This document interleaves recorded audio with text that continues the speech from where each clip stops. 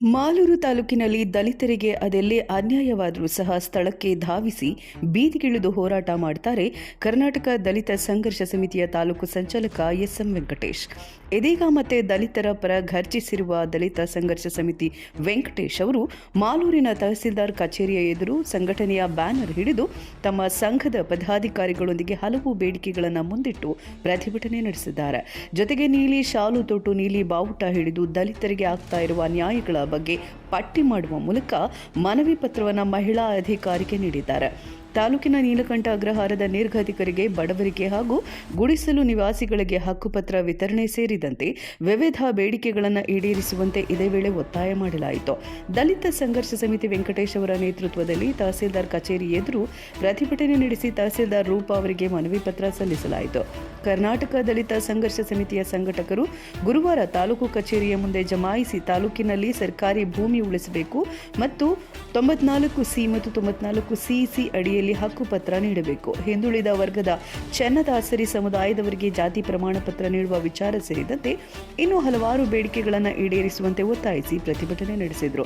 ಯಾಕೆಂದರೆ ಮಾಲೂರು ತಾಲೂಕಿನಲ್ಲಿ ಬಹಳಷ್ಟು ಗ್ರಾಮಗಳಲ್ಲಿ ದಲಿತರಿಗೆ, ನಿರಾಶ್ರಿತರಿಗೆ ಮೀಸಲಿರುವ ಸರ್ಕಾರಿ ಜಮೀನು, ಗೋಮಾಳದ ಜಾಗಗಳನ್ನು ಪ್ರಭಾವಿಗಳು ಅಕ್ರಮವಾಗಿ ಒತ್ತುವರಿ ಮಾಡಿಕೊಂಡಿದ್ದರೂ ಸಹ ಸರ್ಕಾರದವರು ಅದನ್ನು ತೆರವು ಮಾಡಿಲ್ಲ.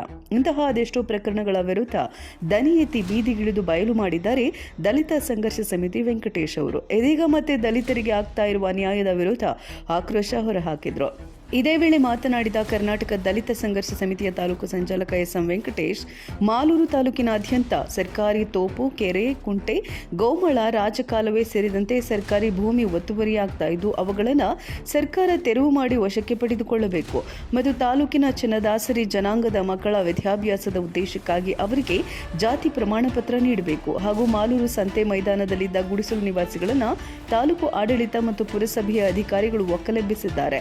ಮಾಲೂರು ಅರಳೇರಿ ಮುಖ್ಯ ರಸ್ತೆಯ ನೀಲಕಂಠ ಅಗ್ರಹಾರದ ಬಳಿ ಜಾಗವನ್ನು ಗುರುತಿಸಿ ವಾಸಕ್ಕಾಗಿ ಅವಕಾಶ ಕಲ್ಪಿಸಿದ್ದು 12 ವರ್ಷಗಳಿಂದ ಅಲ್ಲಿ ನಿರ್ಗತಿಕರು ದಲಿತರು ಗುಡಿಸಲುಗಳನ್ನು ಹಾಕಿಕೊಂಡು ವಾಸ ಮಾಡ್ತಾ ಇದ್ದಾರೆ. ಆದರೆ ಈ ಗುಡಿಸಲು ನಿವಾಸಿಗಳಿಗೆ ಸರಿಯಾಗಿ ಮೂಲಭೂತ ಸೌಕರ್ಯಗಳಿಲ್ಲ.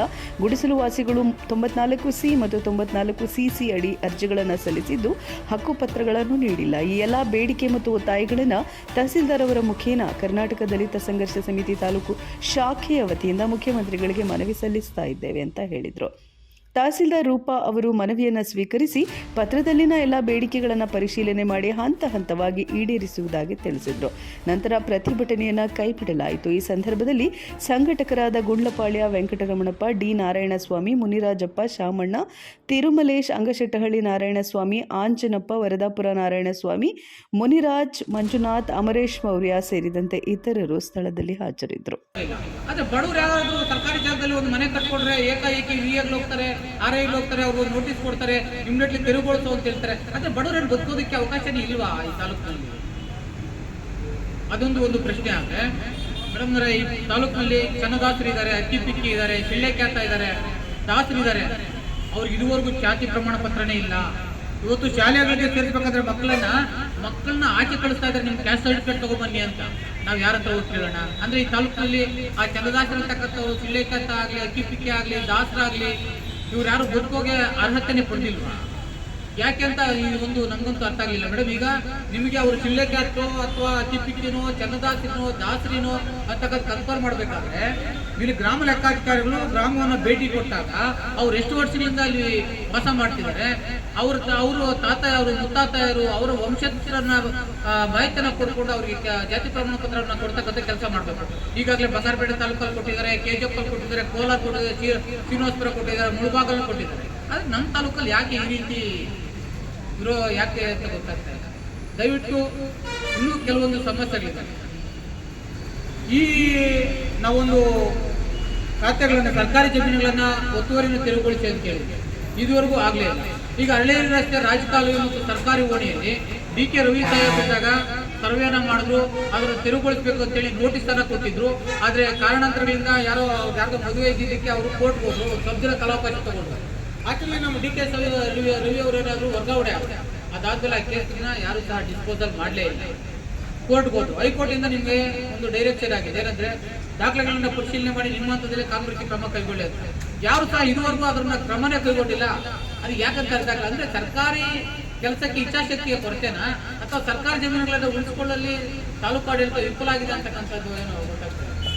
ಅದೇ ಅಲ್ಲದೆ ಏನು ದಲಿತರು 50 ಕವರ್ ಆಗಿರ್ತಕ್ಕಂಥದ್ದು ಇಷ್ಟಿಂತ ಪರ್ಸೆಂಟೇಜ್ ಅಂತೇಳಿ ದಲಿತರಿಗೆ ಜಮೀನನ್ನು ಮೀಸಲಾಗಿ ಇಡಬೇಕು, ಅವ್ರಿಗೆ ಮಂಜೂರಾತಿ ಮಾಡಬೇಕು ಅಂತೇಳಿ ಸರ್ಕಾರದ ಸುತ್ತೋಲೆ ಇದೆ.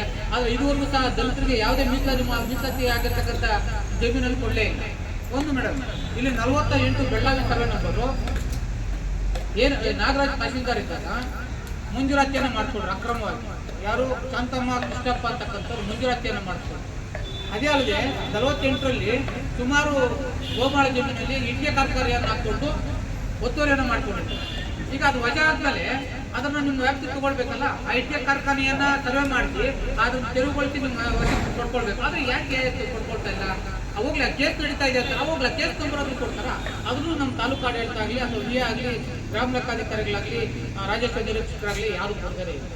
ಅದೇ ಅಂದ್ರೆ ಮೇಡಮ್ ದಾಖಲೆಗಳಿಗೆ ಬರ್ತಾರೆ, ಬೆಳಗ್ಗೆಯಿಂದ ಸಂಜೆವರೆಗೂ ನೀವು 3 ಗಂಟೆ ಮೇಲೆ ಬನ್ನಿ ಅಂತ ಹೇಳಿ ಪಾಪ ಕೆಲಸ ಕಾರ್ಯಗಳನ್ನು ಬಿಟ್ಟು ರೈತರು ಬಡವರು ದಾಖಲೆಗಳು ಬರ್ತಾರೆ. 3 ಗಂಟೆ ಮೇಲೆ ನೀವು ದಾಖಲೆಗಳಿರ್ತಾರೆ. ಒಂದಿನ ಕಾರ್ಡ್ ರೈಸ್ ಇಲ್ಲ ಅಂತಾರೆ, ಒಂದಿನ ಕಂಪ್ಯೂಟರ್ ಏನು ವರ್ಕ್ ಮಾಡ್ತಾ ಇಲ್ಲ ಅಂತಾರೆ, ಜೆರಾಕ್ಸ್ ಮಷೀನ್ ಯಾಕೆ ನಿಮ್ಮನ್ನ ಕೇಳಿ ದಯವಿಟ್ಟು ಇಷ್ಟೆಲ್ಲ ಸಮಸ್ಯೆಗಳಿದೆ ಮೇಡಮ್. ನೀವು ಒಬ್ಬ KS